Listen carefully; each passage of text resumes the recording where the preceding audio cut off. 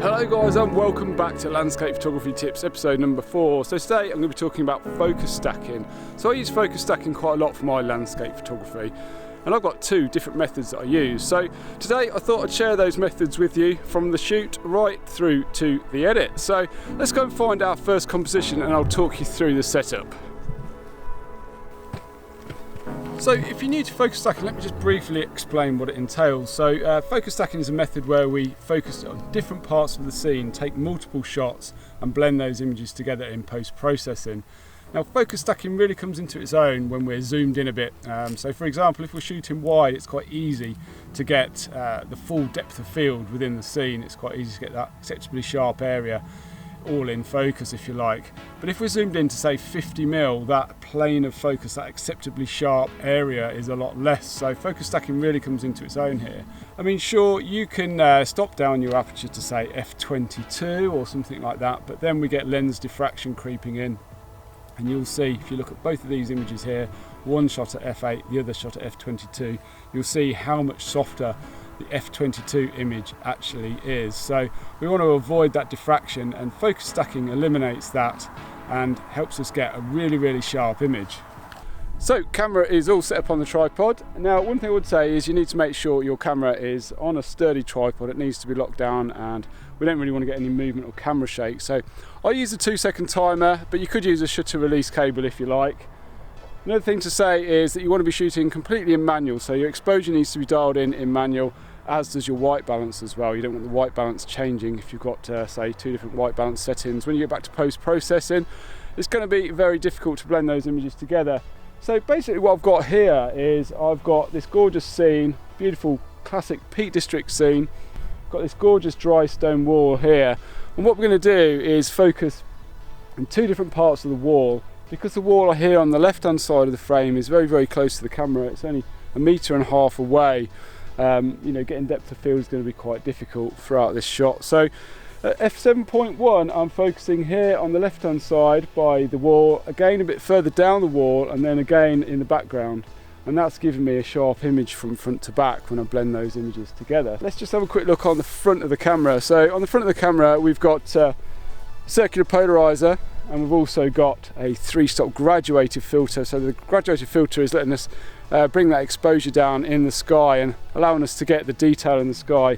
Otherwise that would be lost, or we'd have to bracket the image, and doing a bracketed focus stacked image is a bit of a pain in the butt. So 3-stop is on, and that's really helping us get a correct exposure. So yeah, all in all, this is a lovely looking shot.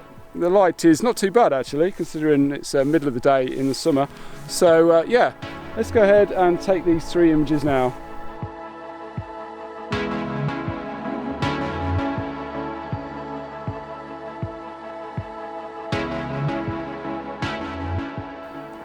So it's taken me quite a while to find a good example for method 2, the focus bracketing technique that I use for focus stacking, but I have eventually found something, and it's quite a nice looking scene actually. I've got these foxgloves down here in the foreground, which is our foreground element, and we've got Derwent Dam in the background there, and some nice side lighting hitting the hills too, so that's quite nice for a summer scene here in the UK. Camera's set up on the tripod once again, nice and level. We've got the circular polarizer on and the 3-stop graduated filter. That's just bringing that sky detail back in, and yeah, we've got the 18-55 lens on as well, which is nice. Now not all cameras have the focus bracketing feature, but you can do this manually as well, but it takes a little bit more patience and obviously a bit more skill too. But if you have got the bracketing feature, it is quite a handy feature to have. So you literally just set up the bracketing feature, and then that will take a series of shots for you, focus in different parts of the scene depending on how you set it up. Now, I'm not going to do a demonstration on how my camera works. I've already done that before, and I'll leave a link in the description for that, so you can go and check that video out if you're interested in how to bracket with the X-T2. But all of the camera makes are slightly different. The bracketing feature is set up. It's going to take 16 different shots throughout the scene, so it's going to automatically focus down here on the foreground on these foxgloves, and then it's going to take 16 photographs all the way through the image, focusing on different parts of the image, and then we can blend those images together once we get back to Photoshop. So this really comes into its own when we've got a lot of wind or even a slight breeze, when the flowers and stuff are moving around, because it takes the images in such a quick succession. it really does help blending those images together in Photoshop a lot easier. So yeah, it really does help. And obviously if we're very close to our foreground element too, we've got to take a lot of images. You know, this is taking 16 images at f7.1 to get sharp focus from the front right through to the back. So it's massively going to help us, well, fingers crossed. But we'll see when we get back to the computer. So yeah, this is basically two different ways of editing these images as well. One which is quite an easy way, a manual way in the layers palette in Photoshop, and the other is a more automated way which we'll talk about. So I'll get this shot taken now, and then we'll get back to the computer and we'll get these images blended together, and I'll just show you the whole process.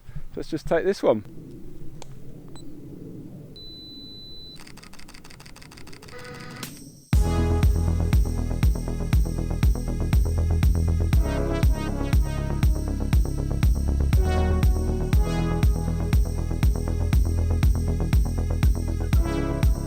So here we are back in the studio, and before we get into the edit, I'd just like to say that I'll be doing a Q&A in a few weeks' time. I've never done this before on the channel, so it'd be great to answer some of your questions.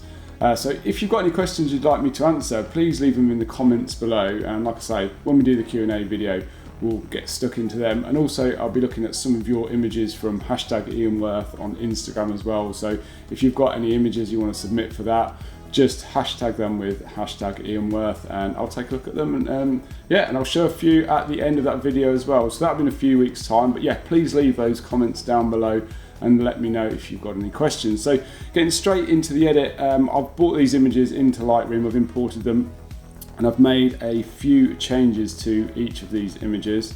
So here you can see our shot of the gate here, which we focus stacked manually. So we focused one image here on the foreground, another one here on the wall a bit further down, and then one in the background. And as you can see, these are our three images here. And now I've applied a really basic edit to them, and I'm not going to go through the edit, but I'll just quickly show you what I've done to the sliders. So I've just made a few global adjustments with the slider, tweaked the exposure, contrast, highlights, blacks, texture, vibrance and saturation. So nothing too major. I have taken the sharpening down on these images as I'll be taking them into Photoshop, and I prefer to do my sharpening in Photoshop, so there's no sharpening applied in these images. So let me just quickly throw up the reference view to take a look at two images side by side. Click on that one. So this is our active shot, which we can see here. Now this is focused on the wall here, and let's bring in our background shot. So let's zoom in on the same part of the image, and we can clearly see that this image here is a lot sharper in the background. This is the one where we're focused on the background. You can see the bridge is a lot sharper and the background is a lot sharper.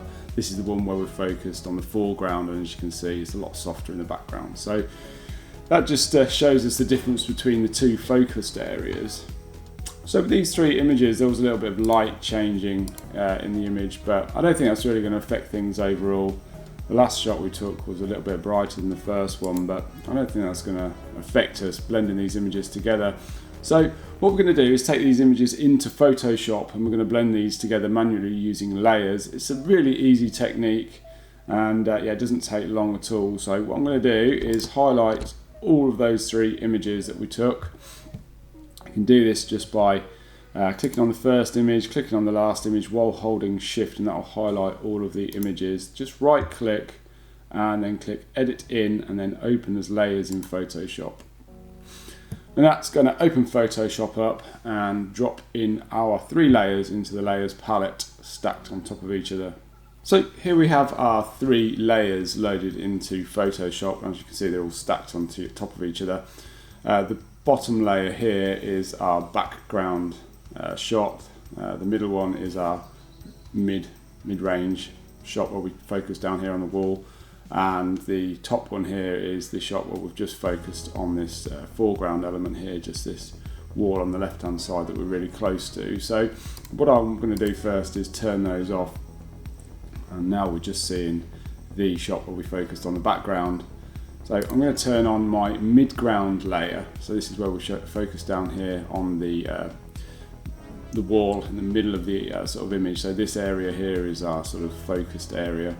And what I'm going to do is add a layer mask to that area of the image. So I'm literally just going to click on that, and that's dropped in a white layer mask. Now white will reveal everything within that layer. So if you work along the basis that white reveals and black conceals, you can kind of remember how the layering masking works. So white is showing everything in that layer. If I paint on black on top of that mask on that layer, it's going to reveal what's underneath. So what we're going to basically do is select a brush, and we're going to swap that over to black, and I'm just going to increase the size of my brush now, and I'm going to reveal everything that's in the layer below. So basically I just want to paint in the background, which is sharp. So I'm just going to, as you can see, look, things are changing a little bit. It's just a different light on the background, so I'm just going to literally paint over that part of the mask there, and that is revealing everything that is in the background layer. So now we have got everything here is our midground focused image, and everything above it is our background focused image. Now we're going to add in the foreground element, which is obviously this little thing here, and again we're going to add a layer mask to that layer. Now that's revealing everything again. We don't want to do that this time. So basically, because I'm only going to be painting a very small part of this image, I'm going to invert the layer mask. So if you click on the layer and press Ctrl and I, that's going to change the whole layer mask to black. So basically now that layer is completely invisible. So this time what we're going to be doing is painting in this area. So we need to change our brush to white, and then I'm just literally, as you can see, it's just changing that area now. I'm just literally painting in this very near foreground element, which is sharp. So yeah, it's all really quick and easy to do. We've got a really nice sharp image now from our foreground element right through to our midground and background. So yeah, it's super quick and easy to do. I use this technique quite a lot. It's probably my most commonly used way of focus stacking, just because it's so easy to do. Once you've done it a few times, it really is. It's just super quick. And then when you want to take your image back into Lightroom, simply come up to File and where are we? Save. And you can see down here it's saving. Open Lightroom, and that will drop in our image here as a TIFF file. Now we can then go and make some more edits to that if we want to. So maybe it's just a little bit overexposed down here in the foreground, just reduce the highlights a little bit, but maybe just give it a little bit more warmth overall or something like that maybe. And there's our final image, nice and sharp throughout. So yeah, super easy. So moving on to our second image that we took with the foxgloves, and this is the image that we took with the focus bracketing method. Now we've got our images here, we've got 16 different images. So same again, I've just done an edit to these images, just a basic global adjustments just to the saturation and temperature, and then I've applied these to all of the images by highlighting all of them and then just clicking sync. So every single image is exactly the same. Now I'm going to take these images into Photoshop just like I did before. So edit in, open as layers in Photoshop. So the images I've imported now into Photoshop. You can clearly see here, because we're so close to our foreground elements here, these foxgloves, how out of focus our background is at f7.1. So this feature is exceptionally good for this type of thing, and especially when things are moving, such as these flowers were, because it takes those images in such a quick succession. It really does help you seamlessly blend those images together. So again, what we're going to do is highlight all of these images, clicking on the first one, holding shift and clicking on the last one. You've seen they're all highlighted. Again, we're going to come up to here and click auto align layers. So as you can see, Photoshop's aligned these layers, and you can just see down this right hand side where it's adjusted these layers. So there was a little bit of movement actually, but Photoshop sorted that out for us. So that is absolutely fine. So our next step would be to again select all of our images, and then come up to edit. And this time we're going to, instead of doing it manually, we're going to let Photoshop do its thing. So we're going to auto blend layers, and we're going to stack image, seamless tones and colors, and click OK. Now Photoshop is going to make a layer mask for each individual layer that we've got, similar to how we did it manually, but Photoshop's going to use its own algorithms to work out exactly which part of the image is in focus and which isn't, and blend all of those parts of the image together. It's quite an intensive process, so it does take a while, especially when you're using raw files. So here we see Photoshop has done its thing and it's blended all of these images together for us, and it's created an image that's sharp right through from the foreground here. If you take a quick look, everything is nice and tack sharp right through to the dam in the background, so it's done a great job. But what I did notice is that here in the Foxglove there are a few areas that it hasn't quite got it correct, so it would just be a case of going into the layers here and just adjusting that. I'm not going to do that in this video, but you could just tweak it a bit further if you wanted to, but overall it's done a really good job. So yeah, and this is a very, very complex image to focus stack, as these were moving around, and you know, we've got 16 different images, but overall it's done a very good job, and I think with a couple more minutes of just tweaking, I could improve some of the sort of areas around the edge of these flowers if I wanted to. But overall, yeah, super easy to do.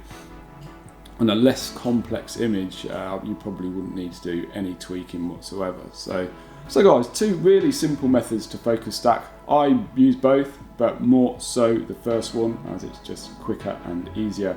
But if you're very, very close to your subject, bracketing really can help as well if things are moving around. So like I said before, if you're interested in joining in with the Q&A, please drop a question down in the comments. I'd really like to hear your questions and answer those. Also, hashtag Ian Worth as well, because I'd love to take a look at some of your photos and feature them in that video as well. That'd be super awesome. So as usual guys, please like, subscribe and all that good stuff, and I will see you next week. Take care.